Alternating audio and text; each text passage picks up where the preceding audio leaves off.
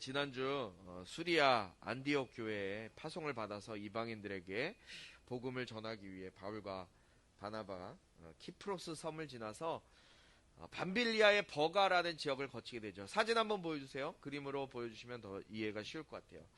그리고 이 밑에 지역, 이 비시디아 안디옥이라는 지역으로 이제 이르게 됩니다. 위에 있죠. 교회 장로를 세움이라고 써져 있는 곧 비시디아 안디옥에 이르게 됩니다. 이곳에서 유대인 회당에 찾아 들어가서 유대인 회당에 있는 유대인들과 또 안식일에 예배하러 온 이방인들에게 구약의 역사를 통해 하나님께서 세우시고자 했던 하나님의 약속, 그 약속, 하나님의 나라가 약속된 예수 그리스도에 의해서 이 모든 말씀이 성취되었다.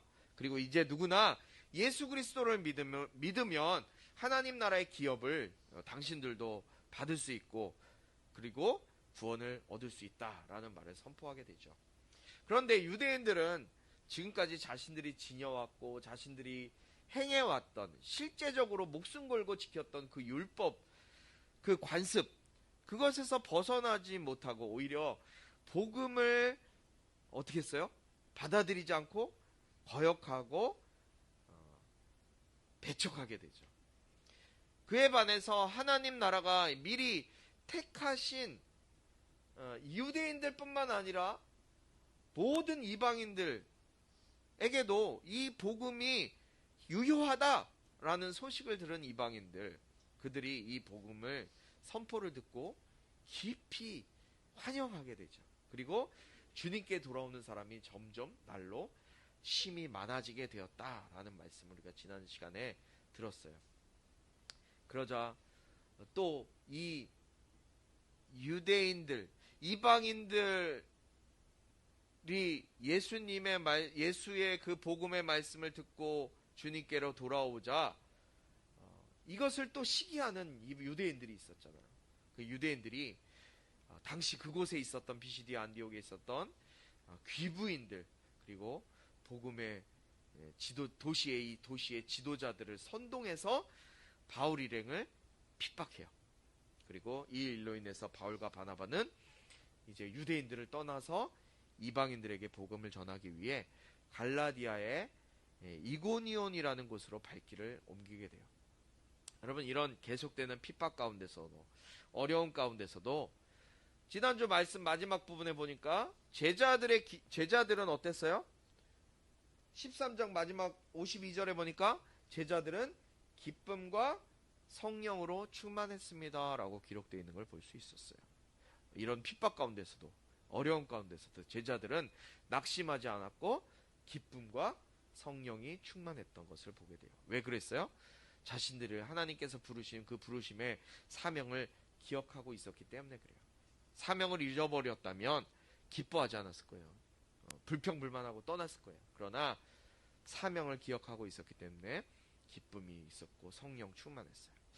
오늘 우리가 14장 1절부터 말씀을 함께 나누도록 하겠는데요. 오늘은 먼저 14장 1절 2절 말씀을 함께 읽도록 하겠습니다. 이 말씀은 살아계신 하나님 말씀입니다. 한 목소리로 읽습니다. 시작. 이고니온에서도 바울과 바나바는 유대 사람의 회당에 들어가 복음을 전했습니다. 그러자 많은 수의 유대 사람들과 이방 사람들이 믿게 됐습니다. 그러나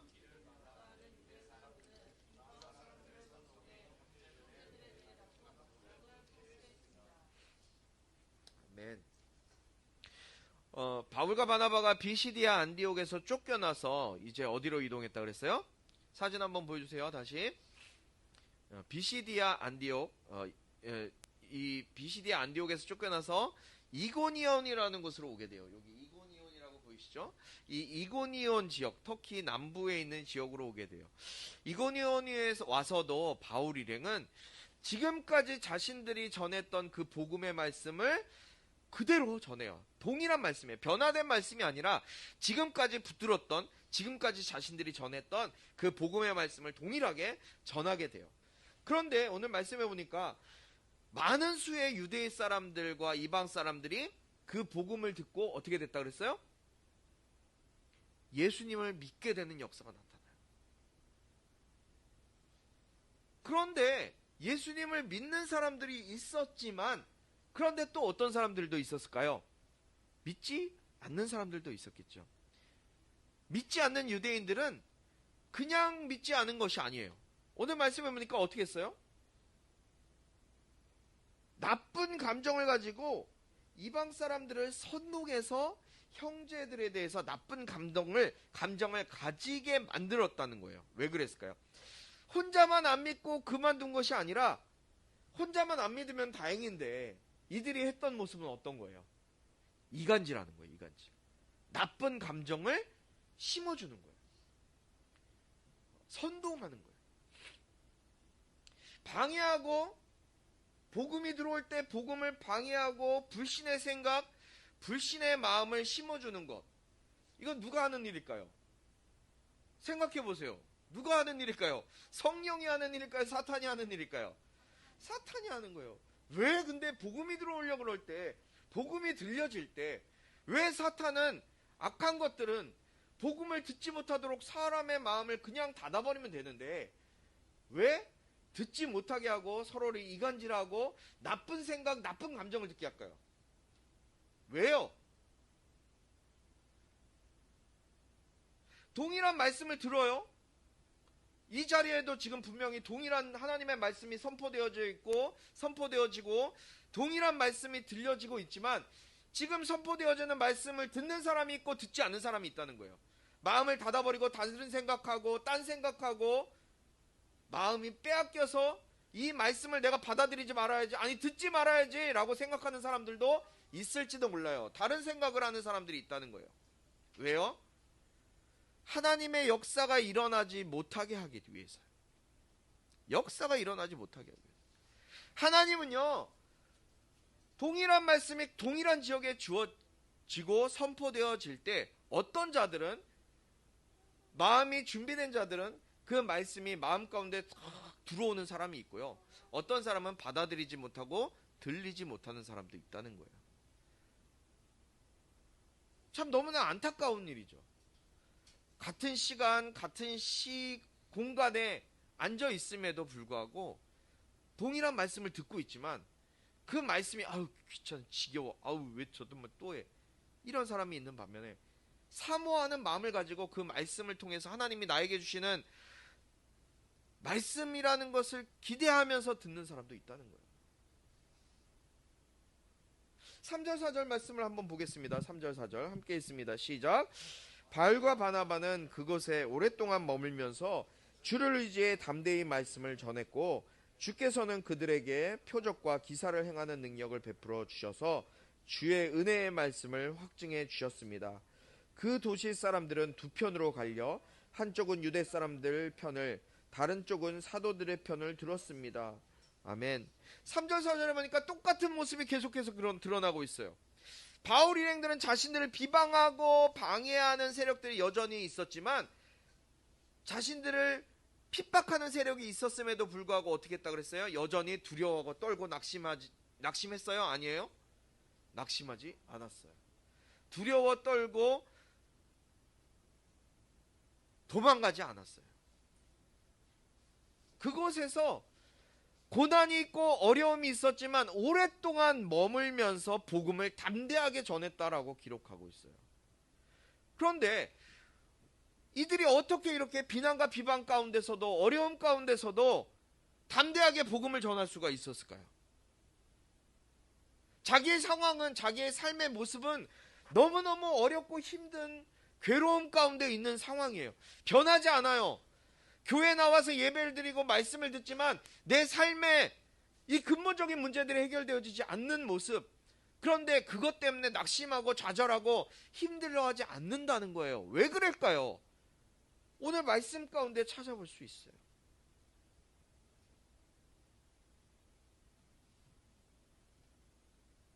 삼 절에 보니까 바울과 바나바는 그곳에 오랫동안 머물면서 주를 의지해 담대히 말씀을 전했다라고 기록하고 있어요. 여러분, 저는 이것이 바로 이들의 능력이고 힘이었다고 생각해요. 뭐예요? 주를 의지했다는 거예요. 주를 의지했다. 내 삶은 변화되지 않고 내 삶 가운데는 계속 어려운 일이 있고 문제투성이고 해결되지 않는 부분들이 있지만 이들은 언제나 자신들의 능력이나 자신들의 방법으로 일을 하고 하나님께서 주신 일들을 감당했던 것이 아니라 항상 주님이 주시는 분량에 따라 그리고 주님을 의지함을 인하여 의지했기 때문에 주님을 의지했기 때문에 담대히 복음의 말씀을 전할 수 있었다는 거예요. 여러분 우리도 우리의 힘과 또 우리의 능력, 우리의 스펙, 재물, 재능을 의지하며 사는 인생은 좌절하고 낙심할 수밖에 없어요. 그러나 주를 의지해 사는 인생, 주님 내가 할 수 없어요. 나는 너무나 부족하고 남은 너무나 모자라요. 그러니 주님이 나를 도와주시고 예수의 이름으로 감당할 수 있게 해주세요 라며 사는 인생은 주님이 붙드셔서 주님을 의지하는 인생이 되게 하시고 믿음으로 사는 자가 되게 하신다는 거예요. 저는 저와 여러분이 삶의 문제들이 해결되지 않고 문제들이 계속 남아있을지라도 주님을 의지해서 사는 인생이 되길 주님의 이름으로 축복합니다. 주님을 의지하여 복음을 전할 때 주님은 그들에게 표적과 기사가 나타나는 그런 능력도 허락해 주시는 것을 오늘 말씀을 통해 또 보게 돼요. 5절부터 7절 말씀을 한번 보겠습니다. 5절부터 7절입니다. 시작. 그런데 이방 사람들과 유대 사람들은 그들의 지도자들과 함께 바울과 바나바를 핍박하고 돌로 쳐 죽이려 했습니다.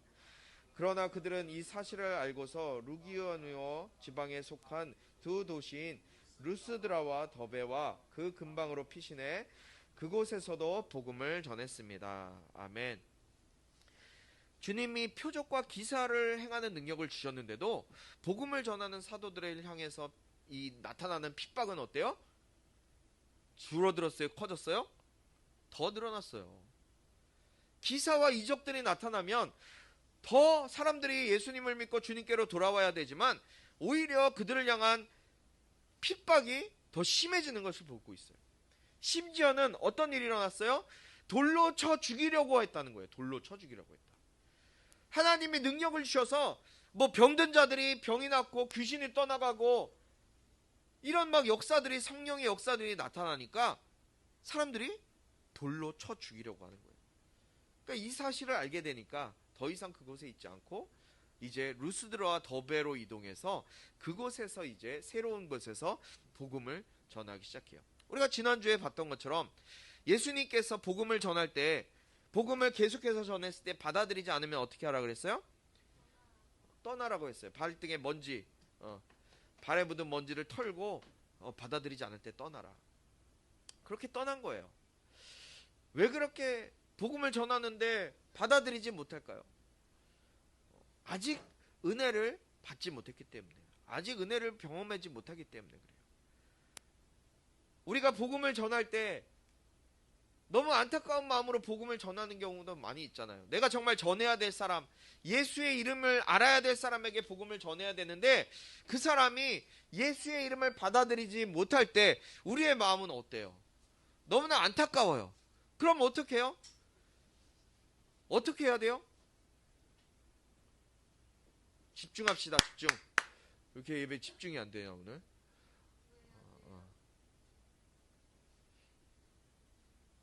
우리가 복음을 전했을 때 그들이 받아들이지 않을 수도 있어요. 어떻게 해야 돼요? 안타까운 마음이지만 그 영혼을 위해서 중보해야 돼요. 계속 중보해야 되지만 어떻게 해요? 계속 그곳에 머물러 있는 것이 아니라 또 다른 사람에게도 복음을 전해야 돼요. 그게 우리의 사명이기 때문에. 여러분, 복음이 그 사람에게 들어가고 들어가지 않는 것은 내 역할이 아니에요. 우리 어저께 우리 중고등부 친구들과 복음을 전했는데 전도를 했지만 전도지를 받는 사람도 있고 받지 않는 사람도 있어요. 그 전도지를 받고 오는 사람도 있고 한 번도 읽어보지 않은 사람도 있어요. 그럼 우리가 해야 될 일은 뭐예요? 전하는 거예요. 그냥 전해주는 거예요. 기도하고 그 영혼들이 그 말씀을 한 번이라도 읽고 감동을 받을 수 있도록 전하는 거예요. 그러나 그 사람이 듣고 교회로 나오고 예수님 믿는 거는 우리의 역할이 아니에요. 성령님께서 그들 마음을 움직여 주셔서 성령님께서 하시는 역할이지 우리의 역할이 아니라는 거예요. 그러니까 그들이 받아들이지 않았다고 낙심하고 좌절할 필요가 있어요, 없어요? 없어요. 윤서가 낙심하지 마세요. 어제 어떤 사람이 이어폰 끼고 줄 줬는데 뒤에서 가는 거예요. 목사님은 잘 줬는데 왜 나는 안 돼? 그런 사람도 있어요. 낙심치 않길 바랍니다. 우리는 그저 전하는 거예요. 전할 때 주님께서 그 마음을 움직여 주셔서 그 사람을 주님께로 인도하는 건 주님이 하신다는 거예요. 자, 우리 8절부터 10절까지 말씀을 다시 읽도록 하겠습니다. 8절 시작. 루스드라에 발을 쓰지 못하는 장애를 가진 한 사람이 앉아 있었습니다. 그는 태어나면서부터 걸어본 적이 전혀 없었습니다. 그는 바울이 말하는 것을 귀 기울여 듣고 있었습니다. 바울이 그를 유심히 보다가 그에게 치유받을 만한 믿음이 있는 것을 보고 큰 소리로 당신 발로 똑바로 일어서시오 라고 외쳤습니다. 그 말에 그 사람은 벌떡 일어나 걷기 시작했습니다. 아멘. 바울과 제자들에게는 주님을 의지하는 마음과 또 언제나 선하게 자신들을 인도해 주실 거라는 주님의 사랑 그리고 선하심, 인도하심을 조금도 의심하지 않았어요. 염려하는 자가 없었어요. 그리고 조급한 마음으로 무엇인가를 자신들이 이루어내려고 하는 조바심도 없었어요. 다른 사람의 눈에 들기 위해서 내가 어떠한 사람이 되어야지? 내가 그리스도, 내가 교회 다니는 사람인데 내가 나를 보고 어떤 사람들이 이렇게 이 정도는 여겨야 되지 않을까라는 자기 욕심도 전혀 없었어요.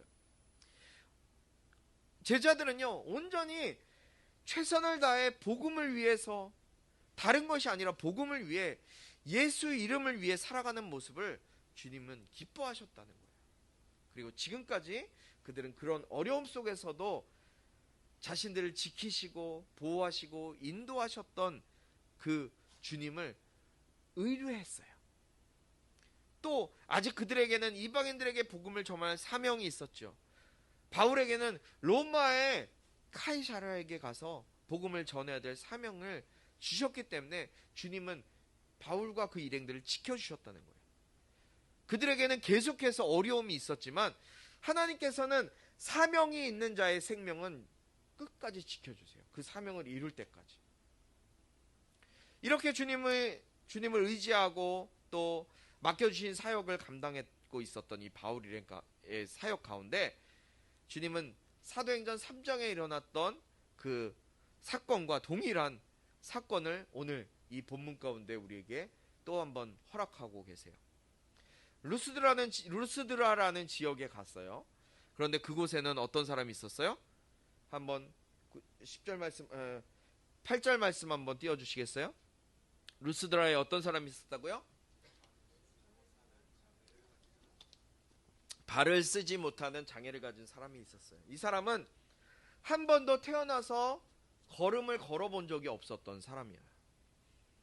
우리 사도행전 3장에서 베드로와 요한이 기도하러 성전에 올라갈 때 성전 미문에 앉아 있었던 안전뱅이를 봤잖아요. 그래서 동일한 사건이에요. 한 번도 걸어본 적이 없었던 이 사람이에요. 그런데 이 태어나면서 장애를 가진 이 장애인을 바울이 봐요. 그 일행들이 본다고요.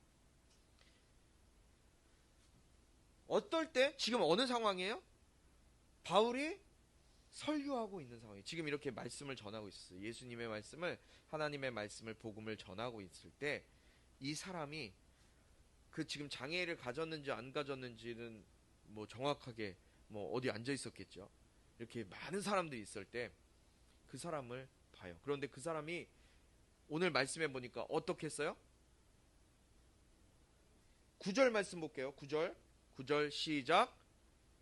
그는 바울이 말하는 것을 귀 기울여 듣고 있었습니다. 바울이 말하는 것을 어떻게 했다고요? 귀 기울여 듣고 있었어요. 이게 귀 기울여 듣고 있었다는 기록은 뭐냐면 집중해서 경청하고 있었다는 거예요. 그냥 이렇게 앉아갖고 그냥 앉아있는 것만이 아니라 집중해서 저 말하는 사람이 학교 선생님이 말씀하실 때 그 말씀을 내가 놓칠까봐 일타 강사가 하는 얘기를 막 집중해서 듣고 있었다는 거예요. 그 사람이 바울의 설교를 집중해서 듣고 있는 모습을 보니까 그 다음에 뭐라고 돼 있어요? 8절에 9절 말씀해 보니까 바울이 그를 유심히 보다가 그에게 치유받을 만한 믿음이 있는 것을 보았어요. 여러분, 믿음은요, 들음에서 나는 거예요. 믿음은 어디서 난다고요? 서인아, 믿음은 어디서 난다고요? 들음에서 나는 거예요. 뭘 들어요? 하나님의 말씀을 들음으로 인해서 믿음이 생기기 시작하는 거예요. 자, 이 안진뱅이 한 번도 다리 걸어본 적도 없었던 이 장애인, 다리에 장애를 가진 이 사람이 지금 바울의 선포되어진 하나님의 말씀을 들었어요. 그것도 그냥 들은 것이 아니라 경청해서 들었어요. 말씀을 듣고 있던 그 사람에게 바울이 보니까 그 사람이 치유받을 만한 믿음이 있는 것이 보이는 거예요. 그리고 10절에서는 어떻게 해요? 저는 이거 보고서 좀 놀랐어요. 10절에 보니까 큰 소리로 당신 발로 똑바로 일어서시오 라고 얘기를 해요. 그 사람이 지금 많아요, 적어요? 많이 있었어요. 그런데 바울이 큰 소리로 당신 발로 똑바로 일어서시오 라고 얘기를 해요. 여러분, 저와 여러분 같았으면 어땠을까요? 저 같았으면은 뒤로 나와서 조용하게 얘기했을 거예요. 왜냐하면 아니 내가 지금 일어나 걸으시오 라고 해서 이 사람이 걸을지 안 걸을지 어떻게 알아요? 바울도 몰라요. 그러나 바울의 마음속에 이 사람이 지금 하나님의 말씀이 들어가고 있는 것을 알았어요. 저도 여기서 보면 알아요. 여러분들 가운데 하나님의 말씀이 들어가고 있는지 들어가지 않는지를 알아요. 여러분들 눈을 보면 알아요. 모습을 보면 알아요. 지금 저게 말씀을 듣고 있구나, 말씀을 듣지 않고 있구나, 알아요. 말씀이 들리지 않으면, 믿음이 들어가지 않으면 역사는 일어나요, 안 일어나요? 일어나지 않습니다, 여러분. 하나님의 역사는요, 말씀의 역사는요, 들음에서 나요. 들음에서. 하나님의 말씀이 들어가. 큰 소리로 바울이 당신 발로 큰 소리로 똑바로 일어서시오 라고 소리쳤을 때 그 사람이 어떻게 됐다고요? 벌떡 일어나 걷기 시작했다고 기록하고 있어요. 여러분, 기부스 해보신 분들 알죠? 다리에 기부스 한 달만 해봐요. 다리 기부스 하고 그 발로 바로 설 수 있어요? 일어설 수 없어요. 기부스 한 달만 해도 다리에 힘이 없어져 갖고요. 다리가 기부스 하면 요만하게 되잖아요. 뼈만 남잖아요. 살이 싹 없어지고. 기부스 딱 풀르고 난 다음에 그걸로 쓰라 그러면 못 써요. 그래갖고 목발 짚어야 돼요. 그런데 태어나면서부터 한 번도 걸어보지 않았던 이 사람이 당신 발로 똑바로 걸으시오. 말씀이 떨어지자마자 그 사람에게 믿음이 있는 것을 보고 큰 소리로 이야기한 거예요. 하나님의 역사는 말씀을 듣는 것에서부터 시작하는 것을 믿으시기 바랍니다. 그럴 때 그 사람 안에 믿음이 있는 것을 봤단 말이에요. 이 모습을 보고 11, 12절 말씀 사람들이 놀라서 어떻게 얘기해요? 자신들의 말로, 지금까지는 막 그 지역의 말로 얘기를 했단 말이에요. 지금까지. 그런데 지금 이 사람이 일어나서 막 걸어 다니는 것을 보고 사람들이 놀라서 자기네 방언 말로 하는 거예요. 자기 나라 말로, 막 자기 지역 말로. 어떤 사람은 11절에 보니까 바울이 한 일을 보고 루가오니아 말로 소리를 질렀습니다. 신들이 사람의 모습으로 우리에게 내려오셨다. 신들이 사람에게 내려오셨다. 바나바는 누구라 그래요? 제우스라고 하고, 바울은 말을 하니까 연설을 잘하는 헤르메스라고 얘기하는 거예요. 여러분들 헤르메스 알죠? 제일 비싼 가방, 그 나오는 헤르메스 맞습니다. 그리고 그들에게 신이라고 재물을 가지고 와서 제사를 지내려고 하는 거예요. 이게 보통 일입니까, 여러분? 보통 일이 아니에요. 우리 13절부터 18절까지 말씀을 쭉 한번 같이 읽어보도록 하겠습니다. 제가 먼저 읽겠습니다. 도시 밖에 있는 제우스 신전의 제사장은 황소들과 화환들을 성문 앞으로 가져왔습니다. 사람들과 함께 그들에게 제물을 바치려는 것이었습니다.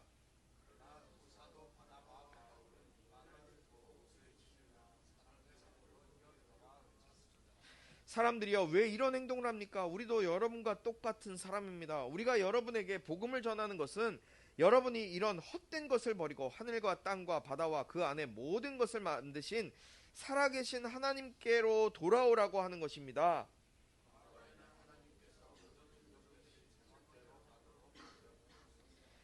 그렇다고 하나님께서 자신에 대해 증언하시지 않는 것은 아닙니다. 하나님께서는 자비를 베풀어 하늘에서 비를 내려 때가 되면 열매를 맺게 하시고 넉넉한 양식을 공급해 여러분의 마음을 기쁨으로 가득 채워주셨습니다. 바나바와 바울은 이런 말로 자기들에게 제물을 바치지 못하도록 그들을 간신히 말릴 수 있었습니다. 아멘. 자신들을 신으로 만들고 자신들을 신이라고 섬기려고 했던 자들을 향해서 그들의 말을 들으면서 바울과 바나바가 어떻게 했어요? 자신들의 옷을 찢어요. 옷을 찢으면서 외쳐요. 옷을 찢는다는 얘기는 무슨 의미냐면 아주 심각하게 잘못되었을 때 하는 행동이에요. 자기 옷을 찢으면서 외쳐요. 우리도 당신과 똑같은 사람이다. 당신과 똑같은 성정을 가지고 있는 사람이다.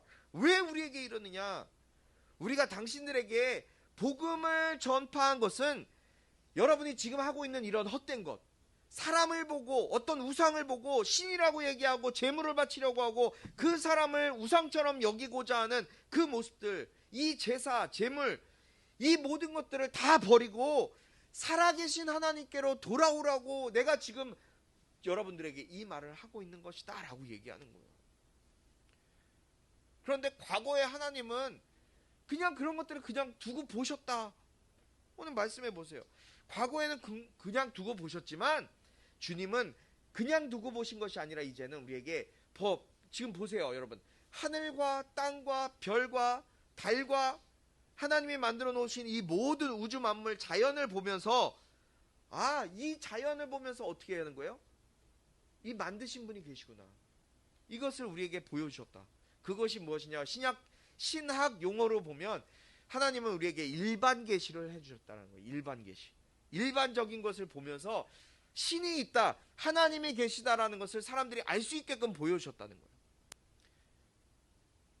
또 우리에게는 뭐가 있어요? 사람에게는 양심이 있어요. 양심. 양심을 가지고 살다 보면 이 세상에 신이 없다라고 말할 수 있는 사람이 없다는 거예요. 그게 바로 일반 계시예요. 하나님은 과거에 그냥 내버려 두셨고 그냥 두셨지만 지금은 우리에게 이렇게 일반 계시, 눈에 보이는 것들을 통해서 하나님을 계시해 주시지 않았냐? 그뿐만이 아니다.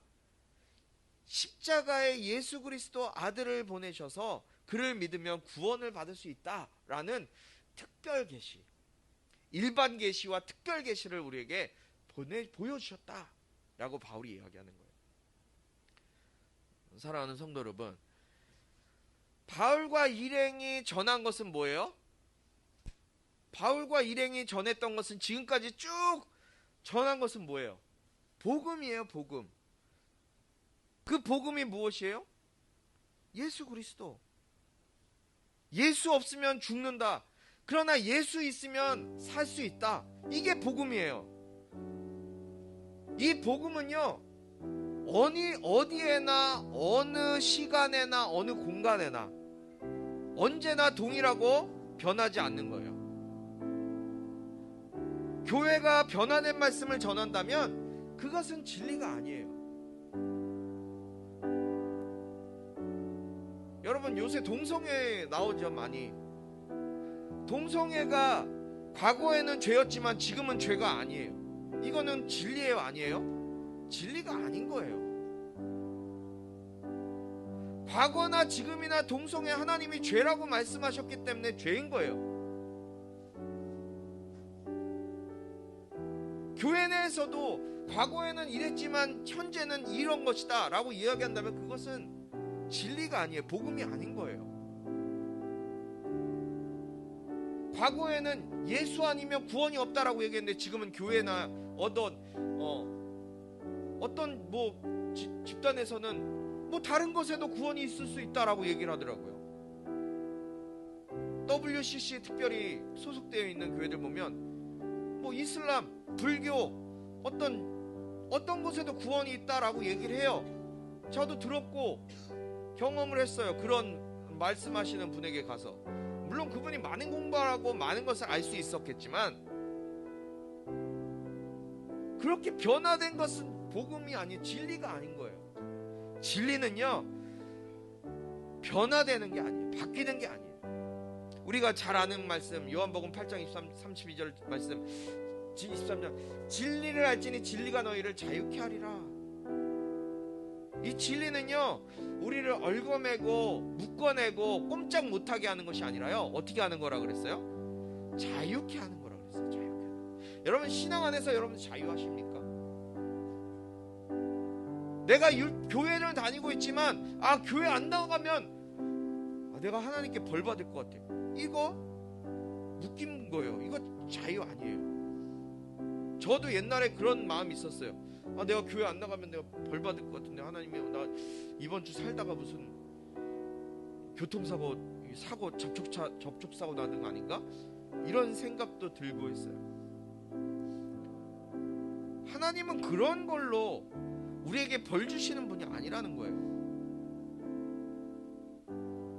여러분 그 진리의 말씀이 나타나는 것은 하나님의 말씀이 깨달아지는 것은 어디서부터 시작된다고요? 오늘 말씀에 나온 것처럼 하나님의 말씀을 듣는 것에서부터 시작되는 거예요. 하나님의 말씀을 듣는